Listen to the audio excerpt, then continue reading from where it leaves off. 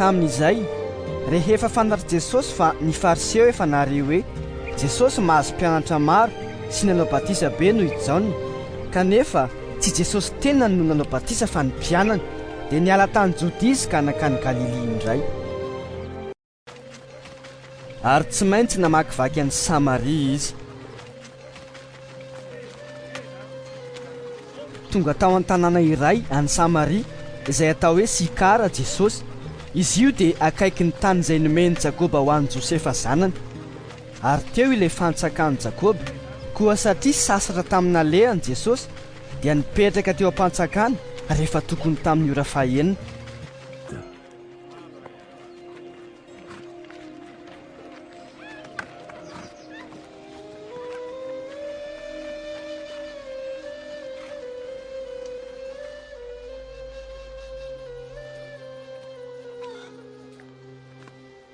Ary nisy vehivavy Samaritana iray avy hantsaka rano, dia hoy Jesosy taminy: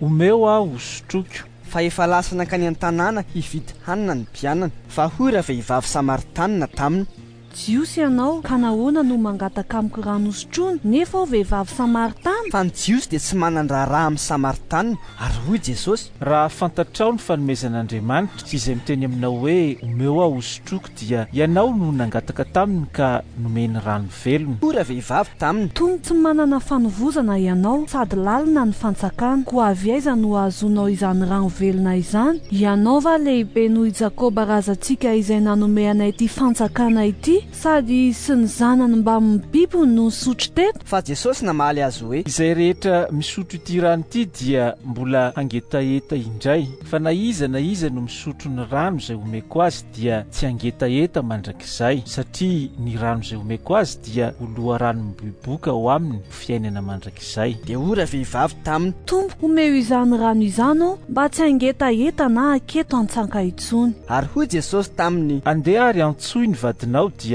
mankanesa ty. Namaly azy ravehivavy hoe: tsy manambady aho. Hoy Jesosy taminy: marina ihany izay nolazainao hoe tsy manambady aho, fa efa nanambady 5 ianao sady tsy vadinao ilay toeranao ankehitriny. Marina izany voalazanao izany. Hoy ravehivavy taminy: Tompo, hitako fa mpaminany ianao. Ny razanay dia nivavaka teto amin'ity tendrombohitra ity, ianareo anefa dia milaza fa any Jerosalema ihany no tokony hivavahana. Hoy Jesosy taminy: ravehivavy, minoa fa avy ny andro ka tsy amin'ity tendrombohitra ity na ny Jerosalema aza no hivavahanareo amin'ny ray.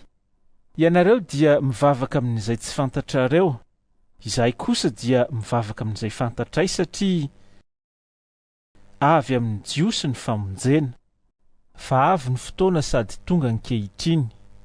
Raha ny tena mpivavaka hivavaka amin'ny ray amin'ny fanahy sy ny fahamarinana, satria ny ray koa mitady ny mpivavaka aminy ho tahaka izany. Andriamanitra dia fanahy, ary izay mivavaka aminy dia tsy maintsy mivavaka amin'ny fanahy sy ny fahamarinana. Dia hoy ravehivavy taminy: fantatro fa ho avy ny Mesia, ilay atao hoe Kristy. Koa rehefa tonga izy dia ambarany amintsika ny zavatra rehetra. Hoy Jesosy taminy: izaho izay miresaka aminao no izy. Tamin'izay dia tonga ny mpianany ka gaga, satria vehivavy no niresahany. Nefa tsy nisy nahateny hoe: inona no tadiavinao? Na hoe nahoana no miresaka aminy ianao? Dia nandao ny sininy ravehivavy ka nankany an-tanàna ary nilaza tamin'ny olona hoe: andeha isika izaho lehilahy iray izay nilaza tamiko ny nataoko rehetra, izaho angano Kristy.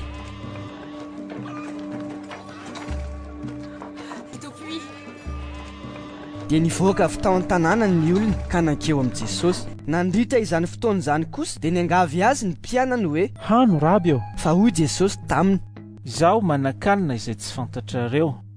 Dia niresaka ny mpianatra hoe: nisy olona nitondra zavatra hohaniny va re? Hoy Jesosy taminy: ny haniko dia ny manao ny sitrapony izay naniraka sy ny mahavita ny asany. Moa tsy ianareo va no milaza hoe efa bolana no sisa dia ho tonga ny fararano?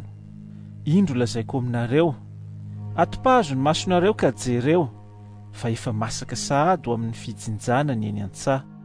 Ary izay mijinja dia mandray karama ka mamory vokatra ho amin'ny fiainana mandrakizay, mba hiara-mifaly ny mpamafy sy ny mpijinja. Ary amin'izany dia marina ilay teny hoe mamafy ny iray, mijinja kosa ny iray.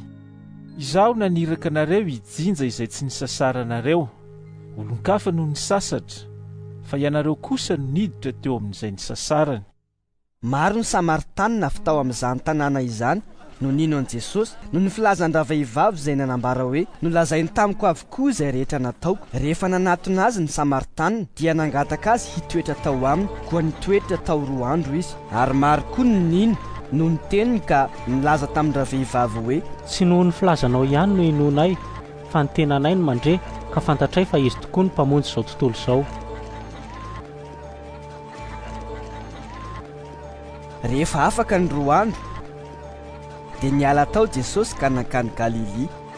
Fa Jesosy tena no nanambara fa tsy misy mpaminany homen-kaja ao amin'ny taniny. Koa rehefa tonga tany Galili izy dia nandray azy ny Galilianina satria fa hitany izay rehetra nataony tany Jerosalema tamin'ny andro firaviravona, fa mba niakatra tamin'ny andro firaviravona koa izy ireo. Ary tonga tany Kana any Galili indray Jesosy dia tany amin'ilay nampodinin'ny rano ho divay.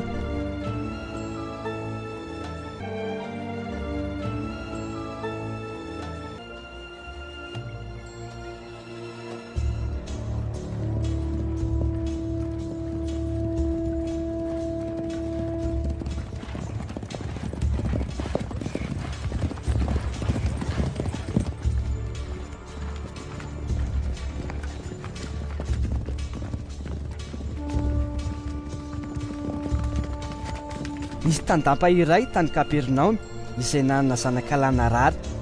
Rehefa nahare izy fa Jesosy efa tonga tany Galili avy tany Jodia dia nankany aminy izy ka nangataka azy mba hidina ny aminy sy hanasitrana ny zanany izay efa ho faty. Dia hoy Jesosy taminy, raha tsy mahita famantarana sy fahagagana ianareo dia tsy mba hety hino mihitsy. Hoy ilay tandampa taminy, Tompoko, midina re dia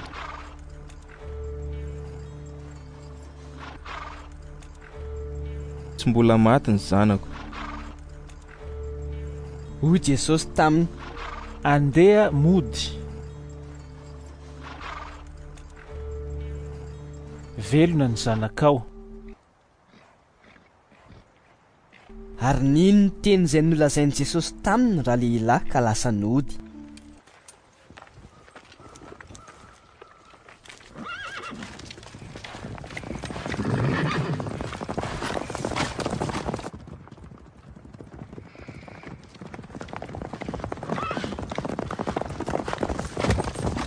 No nidina izy dia nitsena azy ireo mpanompony.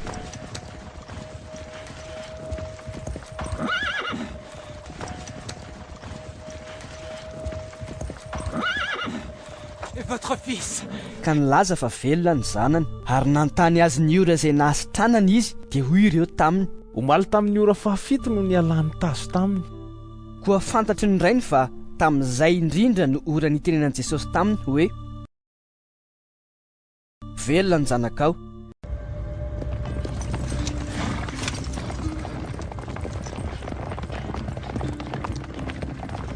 Dia nino izy mba amin'ny ankohonany rehetra? Zany ny famantarana faharoa nataon'i Jesosy fony izy tonga tany Galili avy tany Jodia.